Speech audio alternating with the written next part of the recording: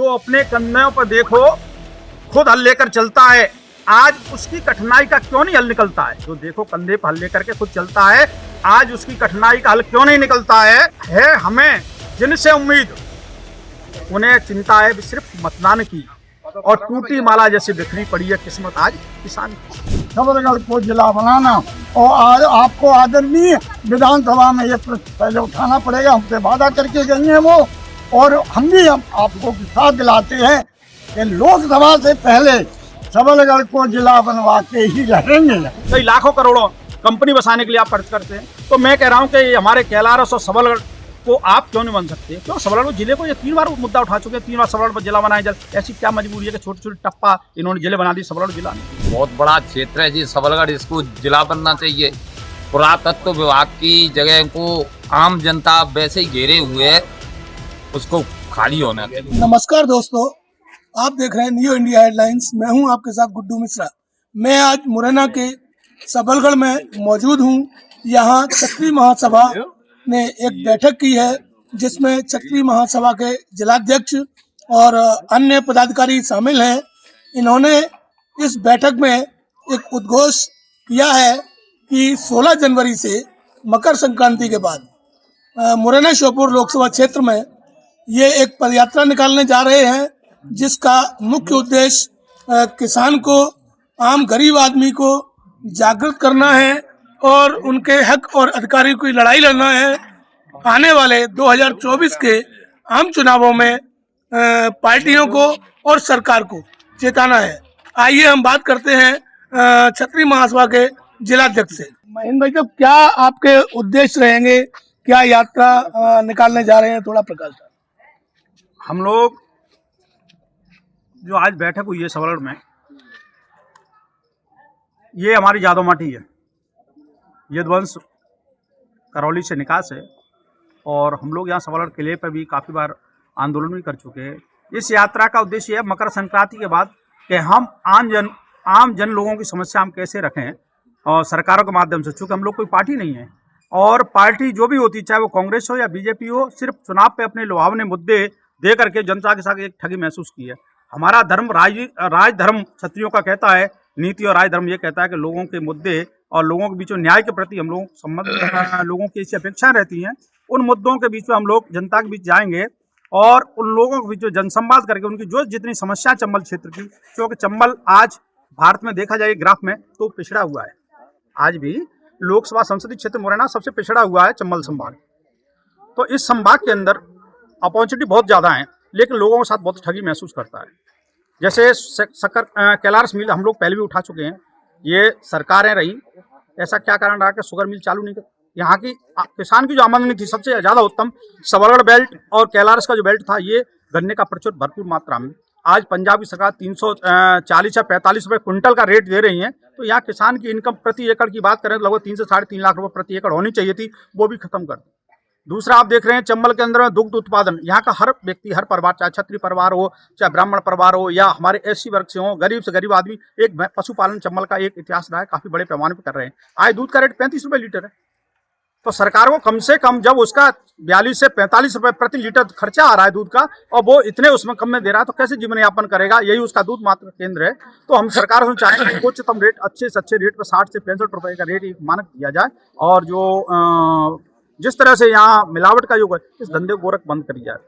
चौथी समस्या हमारी चंबल के अंदर, चूंकि क्या है, 450 किलोमीटर चंबल संभाग के अंदर बहती है। रामेश्वरम पाली से लेकर पचनई तक का 450 किलोमीटर का है। यहाँ की बायोडाइवर्सिटी उत्तम है, सब कुछ है, लेकिन नीलगाय सुअरों के प्रकोप से एक किसान पूरी रात जग करके अपनी 1 एकड़ फसल को कैसे बचाता है, ये वही जानता है। मैं कहता हूँ कोई एक राजनेता या कोई भी एक रात एक मजदूर किसान के मेड़ पे अगर गुजार दे, तो उसे आवास होगा कि मैं किस तरह उस फसल को दिन रात बचाते तब भी नहीं बच पा रही है। तो हम सरकार से कहेंगे, एक निर्धारित मापदंड है, भारतीय वन अधिनियम 1927 में बहुत सारे एक्ट दिए हैं कि यदि फसलों से, चूंकि ये वाइल्ड लाइफ के अंदर 450 किलोमीटर, तो उसमें एक निश्चित मुआवजा 20,000 रुपये प्रति एकड़ हमारे किसान को चंबल में दिया जाए। जो चंबल के किनारे, चंबल से लेकर 15 किलोमीटर के दायरे में जितनी फसलें हैं, नीलगायों का बहुत बड़ा प्रकोप है, और चूंकि नीलगाय जो है वाइल्ड लाइफ के अंतर आती है, शुअर भी उसी का तो इसी तरह हमारे बहुत सारे विभिन्न मुद्दे हैं, स्वास्थ्य है, शिक्षा है। आज आप देख रहे हैं ये गरीब जो किसान जब शहर की ओर भाग दौड़ रहा है,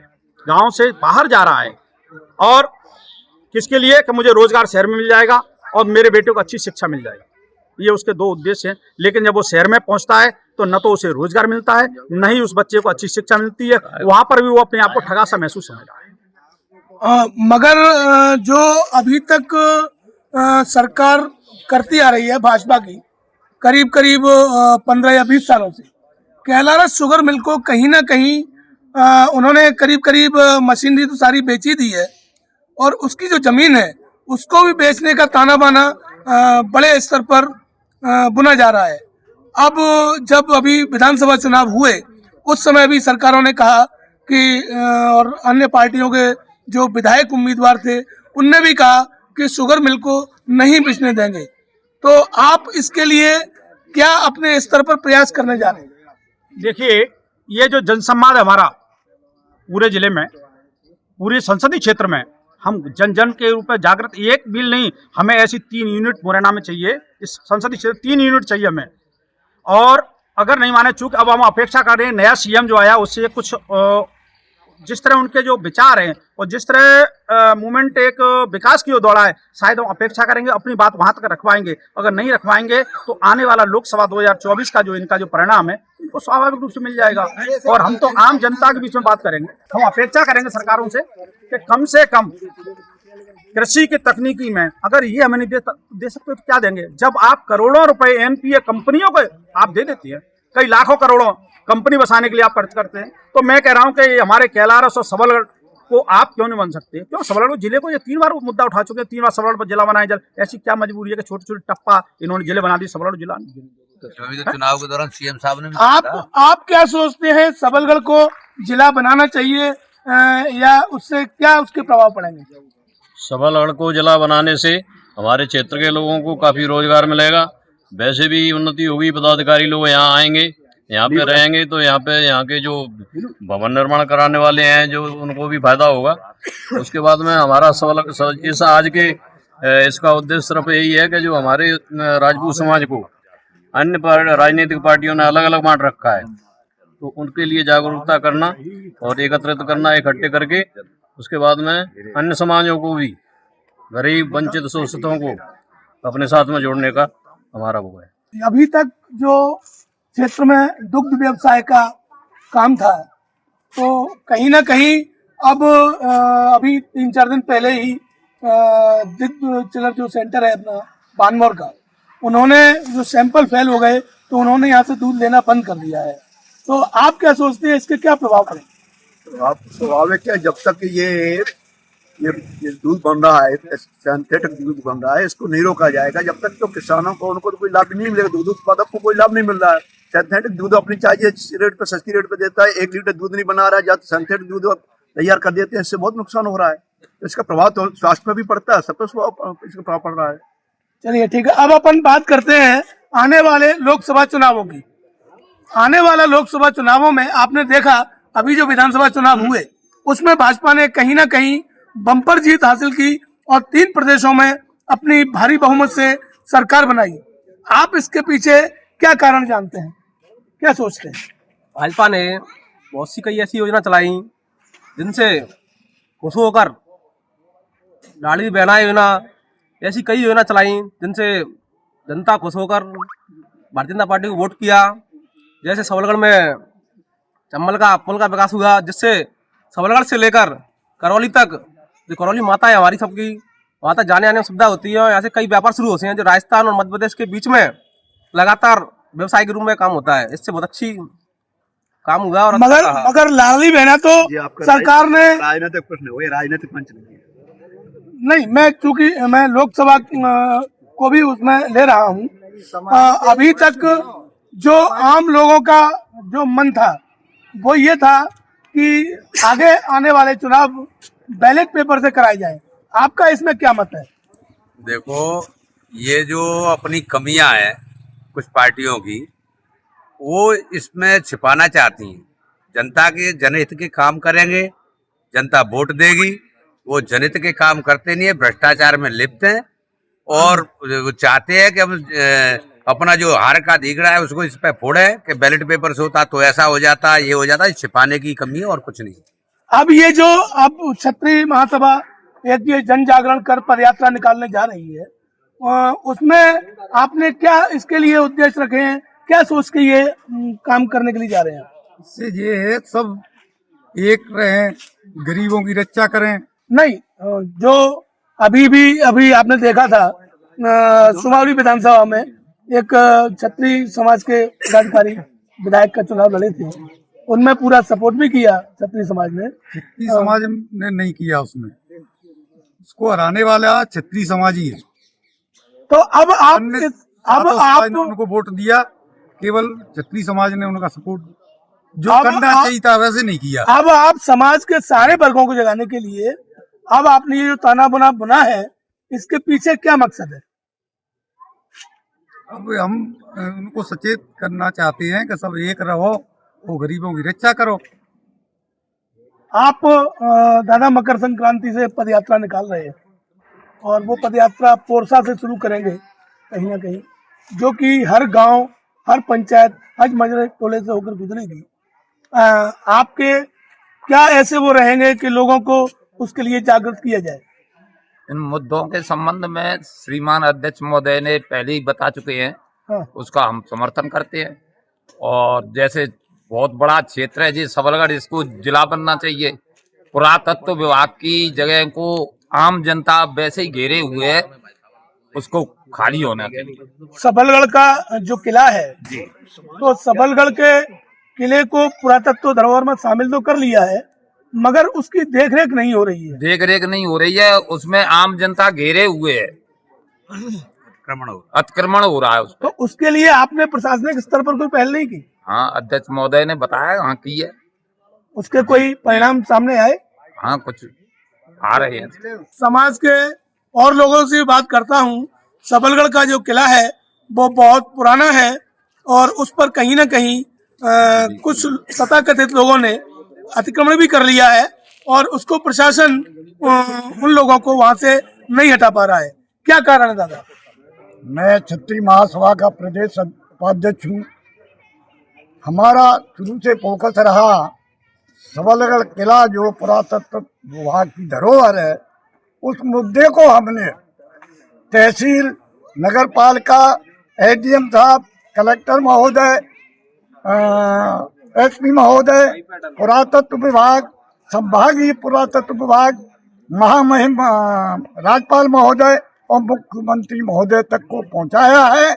और उस संदर्भ में कलेक्टर महोदय ने आचार संहिता लगने से पहले यहाँ पीडब्ल्यूडी ऑफिस में आकर के हम लोगों से बैठक की और उन्होंने हमसे ये वादा किया था कि इसका हमने सीमांकन शुरू कर दिया है और सीमा आचार संहिता खत्म होने के बाद इसको हम पुनः उठाएंगे और इसको जो कि पुरातत्व विभाग में मस्जिदें बन गई, मदरसे बन गए, आवासीय घर बन गए और रोड, बिजली पहुंच गई। आखिर वो पहुंची तो किस तरह से पहुंची, उसका हम पूरा आकलन करेंगे और उसको आगे बढ़ाएंगे।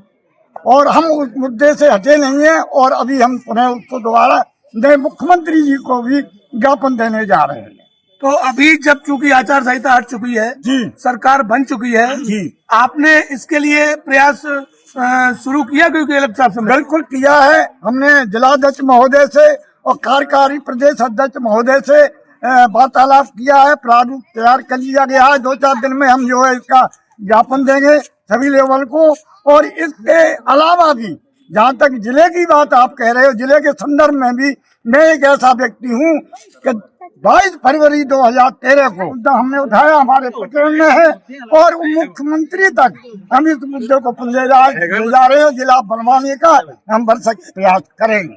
आपने अपने क्षेत्र से इसी मुद्दे को शायद लेकर भाजपा विधायक को भी वोट दिया और वो जीते भी अच्छी तरह से, तो अब आपने उनसे कभी इसके लिए पहल करने की? भाजपा विधायक जी 3 दिसंबर को उनका ये हुआ है, रिजल्ट घोषित हुआ। 4 तारीख को हमने जाके उनके निवास पर उनका स्वागत किया और जब वो सबलगढ़ भोपाल गई हैं, हमने उनके संज्ञान में ला दिया है कि हमारा प्रथम मुद्दा है सबलगढ़ को जिला बनाना और आपको आदरणीय विधानसभा में ये प्रश्न पहले उठाना पड़ेगा। हमसे वादा करके गई हैं वो और हम भी आपको साथ दिलाते हैं कि लोकसभा से पहले सबलगढ़ को जिला बनवा के ही रहेंगे। तो आपने देखा कि जो दादा हैं सबलगढ़ से, जो प्रदेश उपाध्यक्ष है, तो उनका ये साफ कहना है कि लोकसभा चुनावों से पहले सबलगढ़ को जिला बनवा कर ही दम लेंगे। आइए इस विषय में हम कुछ और लोगों से बात करते हैं। दादा, ये जो सबलगढ़ जिला बनाने के लिए दादा ने पहल की है, तो ये बोल रहे हैं कि लोकसभा चुनावों से पहले ही हम इसको जिला बनवा के रहेंगे।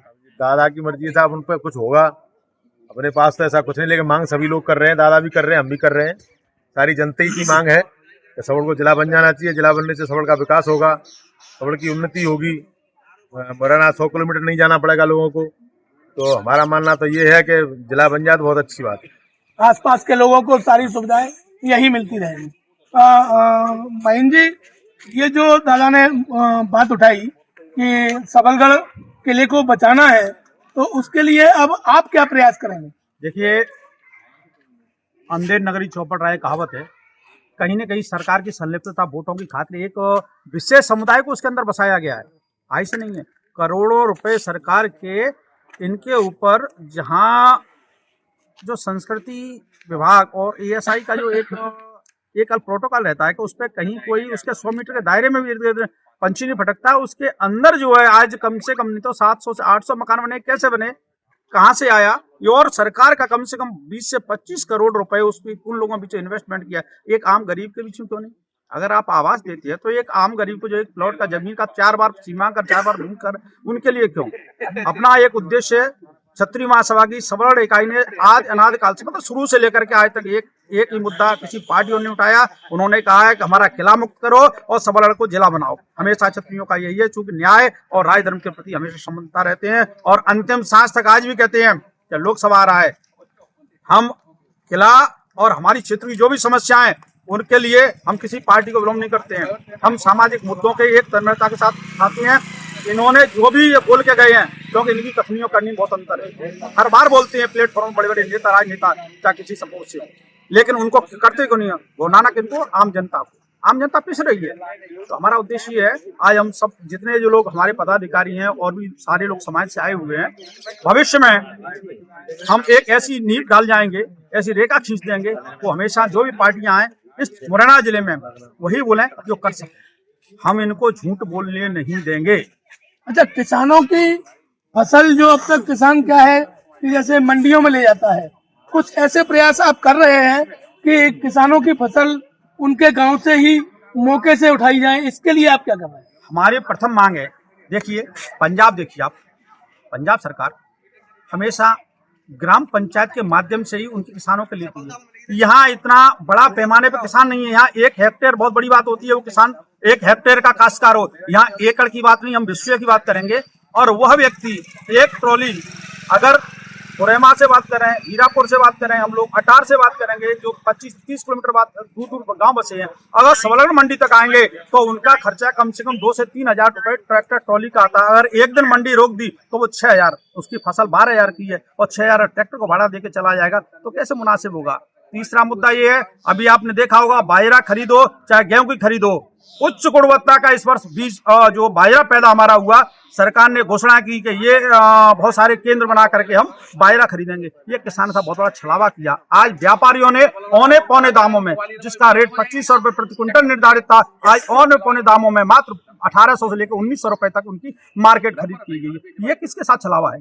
किसान के साथ। जहाँ 80% किसान गरीब, कहते हैं किसान कर्ज में पैदा होता है और कर्ज में मरता है। मैं एक छोटा सा एक शेर भी आपको सुना देता हूँ किसान की स्थिति क्या होती है। जो अपने कंधों पर देखो खुद हल लेकर चलता है, आज उसकी कठिनाई का क्यों नहीं हल निकलता है? जो देखो कंधे पर हल लेकर के खुद चलता है, आज उसकी कठिनाई का हल क्यों नहीं निकलता है हमें जिनसे उम्मीद, उन्हें चिंता है सिर्फ मतदान की, और टूटी माला जैसे बिखरी पड़ी है किस्मत आज किसान। अब कहीं ना कहीं सवाल यही आ जाता है कि जो अपन यात्रा निकाल रहे हैं, जिन मुद्दों को लेकर निकाल रहे हैं, तो आप भी जानता है स्वाभाविक ये चीजें पार्टियों से और सरकारों से जुड़ती है, क्योंकि उनके बिना तो कोई काम होता ही नहीं है। ठीक है ना। राइट। तो मेरा ये कहना है कि जैसे आप पदयात्रा शुरू करेंगे तो उसमें ये हर रोज चलेगी अनवरत। अनवरत हर किसान, हर गरीब वर्ग हमारा राज धर्म है। एक समय हमने अपनों के लिए खोया, आज अनाद काल से देखो अपनों के लिए खोया हमने, अपने लिए कुछ नहीं प्राप्त किया। आज जिस तरह सरकारों का जो किसानों के प्रति, मैं भी किसान, सब लोग किसान हैं, किसान के हम लोग बेटे हैं, गरीब में पैदा हुए गरीब। किसान को जब आप करोड़ों रुपए एनपीए बड़ी बड़ी कंपनियों को दे करके और देश से भगा देते हो और फिर उनको माफ कर देते हो, भाई इस किसान का क्यों माफ नहीं करते हो? 24 घंटे बिजली किसान को क्यों नहीं दे रहे हैं? आप देखिए देंगे रात को 10 बजे से लेकर सुबह 4 बजे तक। आज 10 बजे के सर्दी में मैं कह रहा हूँ कोई राजनेता 2 दिन खड़ा हो जाए तो उसको पता चले कि रात में पानी कैसे दिया जाता है, कीड़े मकोड़े, किसान कितना दर्द झेलता है, कितने लोगों ने आत्महत्याएं हुई हैं, कितने लोगों ने अकाल मृत्यु गए हैं। ये परिणाम है इस देश का, क्योंकि ये देश पे तो यही है, इन राजतंत्रों का, इन लोकतंत्र में कोई व्यक्ति हो, क्योंकि एक तो शिक्षा का अभाव है। जो हमारे लोग जितने जाते हैं ना वो शिक्षा के अभावग्रस्त हैं, वो एक ब्यूरोक्रेसी के चक्कर में फंस जाते हैं, चूंकि उन्हें पता नहीं है ना समस्या कहाँ है। पहले जब ये देश का भ्रमण करें, लोगों बीच में जाएं, अन्य प्रदेशों को देखें उनकी स्थितियां क्या हैं। आप तेलंगाना देखिए 24 घंटे वहाँ किसानों को बिजली मिलती थी। आप पंजाब देखिए वहाँ का किसान क्यों सक्सेस, क्योंकि वहाँ पे सब्सिडी। विदेश की बात करेंगे आप, फॉरेन कंट्री, अमेरिका की बात करिए आप, अफ्रीका की बात करिए आप, जिनेवा की बात करिए आप, किस किस देश की बात करें, वहाँ किसान को आज भी 90% सब्सिडियां किसान को वहाँ की सरकारें देती हैं, और यहाँ की सब्सिडी यहाँ की सरकारों ने छीन ली है। और इन्होंने दी है, किसको दी है? उद्योगपतियों को दी है। कई लाखों करोड़ों रुपए इन्वेस्टमेंट करके और उनको एनपीए और उनको दे रहे हैं। क्या कारण है? किसान को क्यों नहीं? खाद की उपलब्धता देखिए, आज किसान काम आ रहा था, एक बोरी खाद के लिए आपने देखा होगा रात के 12 बजे से लेकर के सुबह 7 बजे तक वो व्यक्ति खड़ा होता है। क्यों?